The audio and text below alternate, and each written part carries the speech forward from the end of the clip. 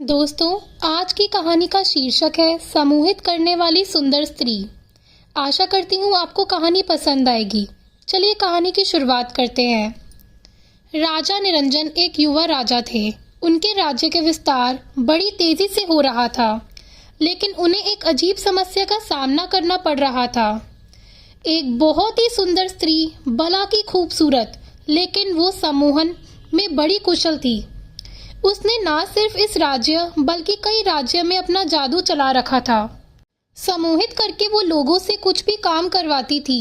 राज्य में चोरी, लूटपाट और खून आम बात हो गई थी। उस स्त्री का लेकिन अभी तक कोई पता नहीं लग पाया था, ना ही ठीक से उसके बारे में कोई बता पा रहा था। आए दिन राजा के सामने कोई न कोई याचना लेकर राजमहल आता था। राज्य में चर्चा थी उस स्त्री का अंतिम शिकार राजा होगा, क्योंकि राजा को सम्मोहित करके वो राज्य की रानी बनना चाहती है। तब से राजा की सुरक्षा भी और बढ़ा दी गई। एक दिन एक भाई अपनी बहन के साथ राजमहल में आया। दोनों की हालत बहुत खराब थी। भाई अपने बहन के माथे पर हाथ रख आया था। बहन घायल थी और वो जन्म से ही बोल नहीं पाती थी। राजमहल में उसे जाने नहीं दिया गया। सैनिकों ने उसे द्वार पर ही रोक लिया। राजा ने दूर से ये देखा और उन्हें पहले उपचार के लिए राजमहल के उपचार केंद्र में भेजा गया। राजा ने स्वयं उपचार केंद्र जाकर उन्हें देखा। भाई और बहन दोनों रो रहे थे। रोता हुआ भाई बोला कि मैंने बड़ी मुश्किल से इसके विवाह के लिए स्वर्ण आभूषण बनवाए थे, लेकिन वो सम्मोहिनी हमें सम्मोहित करके सारे आभूषण लेकर चली गई।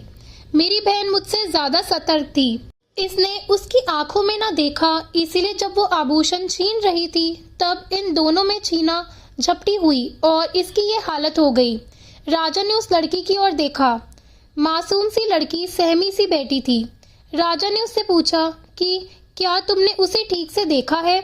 उसे पकड़ने में हमारा सहयोग कर सकती हो? उसका भाई बोला, सरकार, ये जन्म से ही गूंगी है, बोल नहीं सकती। राजा ने उससे पूछा, क्या नाम है तुम्हारी बहन का? वो बोला, सरकार, इसका नाम बाती है और मेरा मंगल है। राजा उस समय वहां से चला गया, लेकिन उस मासूम लड़की का चेहरा और रोना उसकी आंखों में घूमता रहा। सांझ को राजा फिर उपचार केंद्र गया। वो लड़की और उसका भाई जाने की तैयारी में। राजा ने उन्हें जाते देखा। बोला कि कहाँ जा रहे हैं? राजा अब उस लड़की बाती की आंखों में ही देख रहा था। बिल्कुल निर्दोष उसकी आंखें राजा के हृदय को चीर रही थी। राजा ने उनसे कहा कि आप दोनों राजमहल के मेहमान बनकर यही रहिए। राजा की आंखें उस लड़की से हट ही नहीं रही थी। रात्रि में उसे नींद नहीं आई। रात्रि में ही राजा ने विचार कर लिया कि उसे क्या करना है। सुबह राजा शीघ्र ही उठ गया। उसे बस बाती को देखना था। वो उसके कक्ष में गया। बाती ने राजा को देख पहले खुद को संभाला। राजा बाती के पास आया, कहा कि तुम मेरी रानी बनोगी? क्या है तुम में जो मुझे सोने नहीं दे रहा? बाती की बड़ी बड़ी आंखें अब राजा की आंखों में देखने लगी। राजा को जैसे दुनिया मिल गई। राजा ने बाती को जोर से पकड़ लिया और अपने सीने से लगा लिया। उसका भाई कक्ष में आया और उसने राजा को बहन के साथ ऐसी दशा में देख के कहा, महाराज, आप ये क्या कर रहे हैं? राजा ने बोला, अब ये हमारी रानी बनेगी। बाती ने शर्म से आंखें झुका ली। राजा ने अपने मंत्री गण को कहा कि कल ही उनका विवाह होगा, प्रबंध किया जाए। राजा के महामंत्री को खबर खुशी के साथ थोड़ी संकोची भी लगी। तभी अचानक द्वार पर एक लड़की बहुत रो रही थी। महामंत्री वहां गए। तब उन्हें पता चला कि वो लड़की भी बोल नहीं सकती। वो इशारों में कुछ समझाना चाह रही थी। थोड़ी देर बाद समझ आया कि उसका भाई सम्मोहिनी के वश में है, ऐसा ये कहना चाह रही है। महामंत्री को अब शक होने लगा। उसे पता चल गया कि यह उसकी असली बहन है और राजा भी अब उस सम्मोहिनी के वश में है। राजा एक पल के लिए भी उसका हाथ वो छोड़ नहीं पा रहा था। सम्मोहिनी भी राजा को इस हालत में देख बहुत खुश हो रही थी। वो सोच रही थी, ये राजा तो अब मेरे लिए मरने को भी तैयार हो जाएगा। बस मुझे इसे इसी तरह सम्मोहित करके रखना होगा। महामंत्री को पता लग गया था कि राजा को अब स्त्री के चुंगल से छुड़ाना होगा।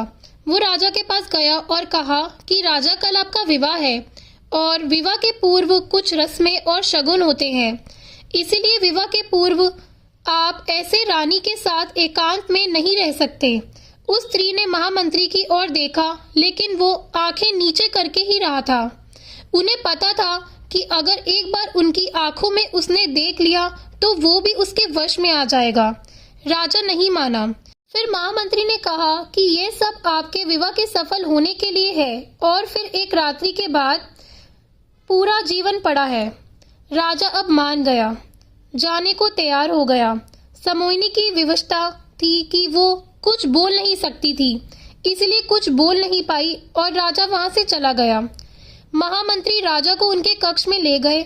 उन्हें पता था कि राजा को सच बताने से कोई फायदा नहीं है, क्योंकि राजा उनकी बात नहीं मानेगा।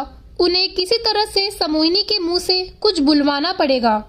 इसलिए उन्होंने कहा कि राजा, अब से मंडप तक रानी आपको देख नहीं सकती, नहीं तो बड़ा अनर्थ होगा। इसलिए मैंने निर्णय लिया कि हमें रानी की आंखों में काला कपड़ा बांधना होगा।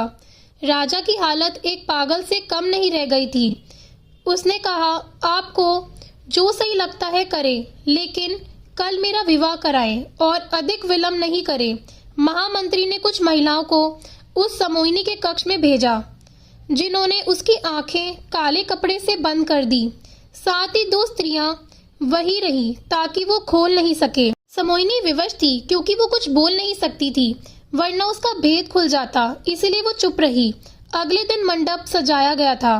राजा आतुरता से वही उसकी राह देख रहा था। दुल्हन को लाया गया। आंखों पर काला कपड़ा था। फिर मंडप पहुंचने पर काला कपड़ा हटाया गया। जैसे ही कपड़ा हटा, समोइनी को कुछ दिखाई नहीं दिया, जिस कारण उसे पीड़ा और क्रोध आने लगा, क्योंकि उसकी शक्ति तो आंखों में थी। वो जोर से चिल्लाई, महामंत्री, तूने मुझे अंधा कर दिया। ऐसा कहकर वो इधर उधर हड़बड़ा कर दौड़ने लगी। तूने मुझे अंधा कर दिया। सारा मंडप बिखर गया। राजा भी उसकी वाणी सुनकर जैसे नींद से जाग गया हो।